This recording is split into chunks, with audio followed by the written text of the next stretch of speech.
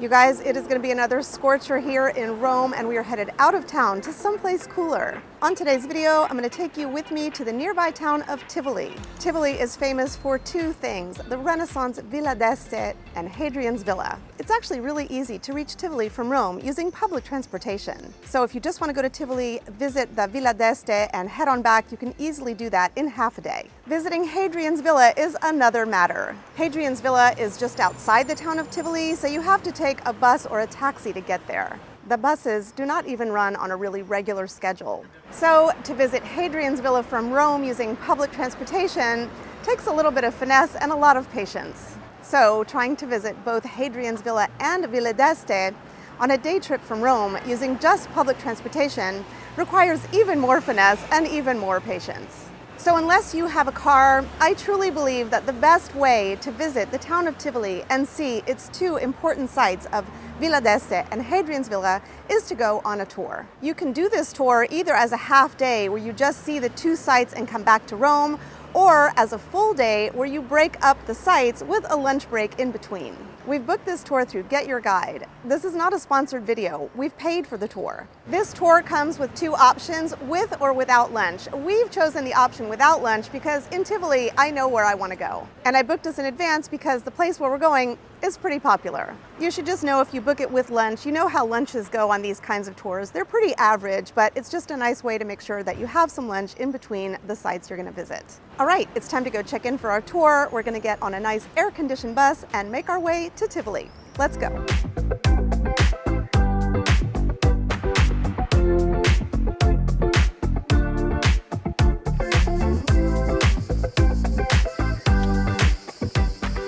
So we have this local guide who's from Tivoli, and he's going to be showing us around the Villa Adriana, or Hadrian's Villa.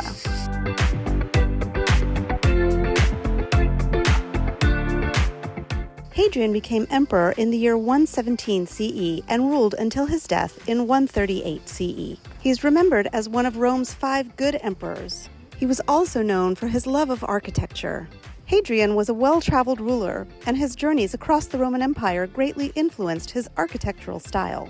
Hadrian began constructing his villa around 118 CE, and it covered approximately 250 acres, making it one of the largest and most elaborate villas ever built by a Roman emperor.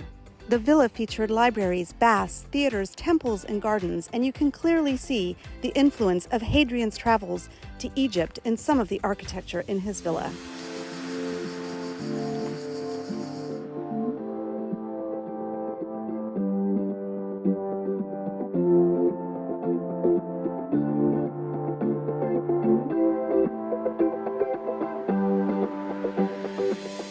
One of the most notable complexes is the Maritime Theater, a circular building with a moat serving as a private retreat for the emperor. Hadrian used the villa as a place to escape the bustling life of Rome and the demands of being emperor. It was a peaceful retreat where he could relax, entertain guests, and pursue his interests in the arts and architecture. The guide is really excellent, and he's giving us these wonderful explanations. He's also stopping in shade when he wants to explain things. And at this point, he's given us some free time to explore this part of Hadrian's Villa. Here we have a building that's clearly a precursor to the Pantheon. As you probably know, Hadrian was the emperor that's responsible for the Pantheon as we know it today. Although actually there is a little dispute about that, and it's possible that his father Trajan was the one who really got it started. The villa also served as a place to conduct state affairs and host important visitors. The low elevation allowed for a sophisticated water management system, including aqueducts, fountains, and artificial lakes. Hadrian's Villa was also of personal importance to him. It housed monuments and statues dedicated to his wife, the Empress Sabina, and also to his beloved companion, Antinou. Antinou was a young Greek man, and Hadrian cherished him deeply. After Antinou's mysterious death in the Nile at a very young age, Hadrian deified him and named a city, Antinopolis, in his honor. Today, Hadrian's Villa is a UNESCO World Heritage Site. It's hot, you guys. We're going to go in here and see some of the original flooring.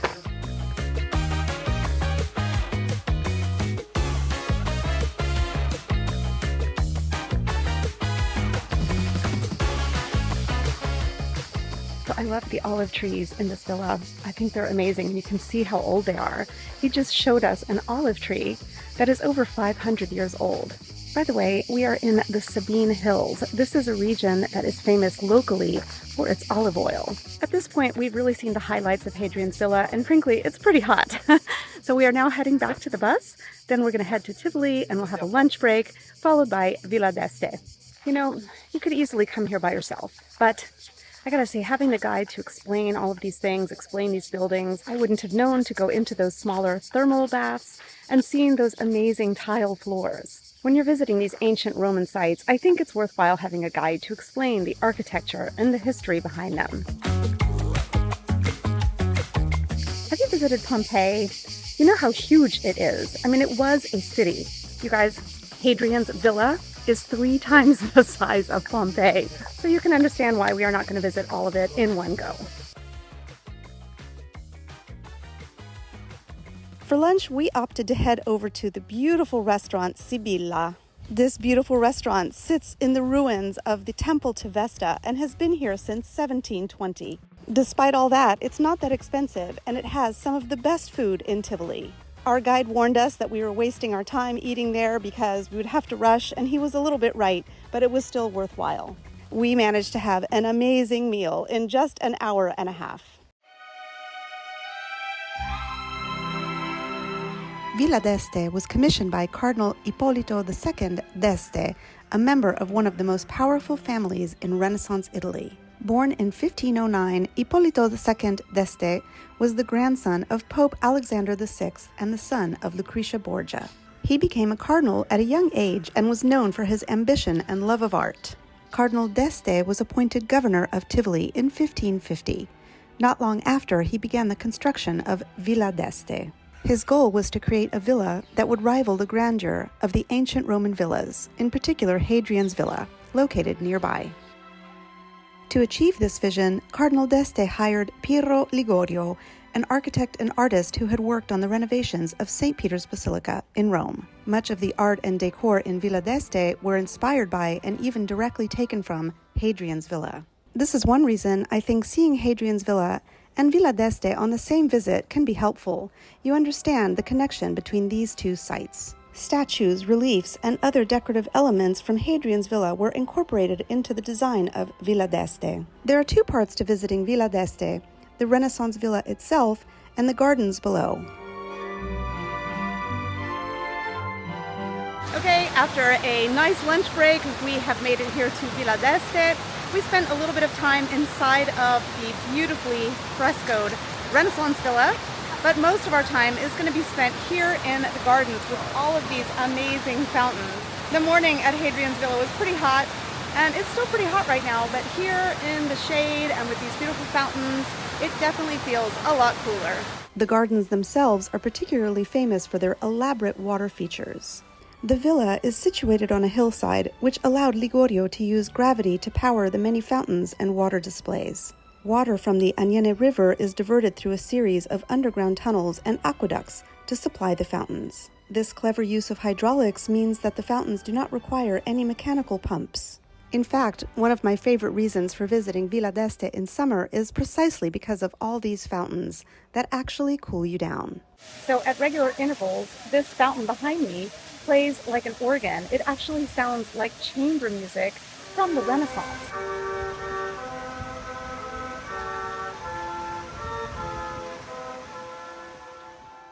Villa d'Este was recognized as a UNESCO World Heritage Site in 2001. And since Hadrian's Villa is also a UNESCO World Heritage Site, and because it was the inspiration for so much of the design of Villa d'Este, it's even more reason to visit them both together. Well, this has been a great tour. It is now 3 o'clock. We're heading back to the bus and going back to Rome. Some reviews of this tour say it's a little rushed, but really you can't see everything in these 2 sites in one day.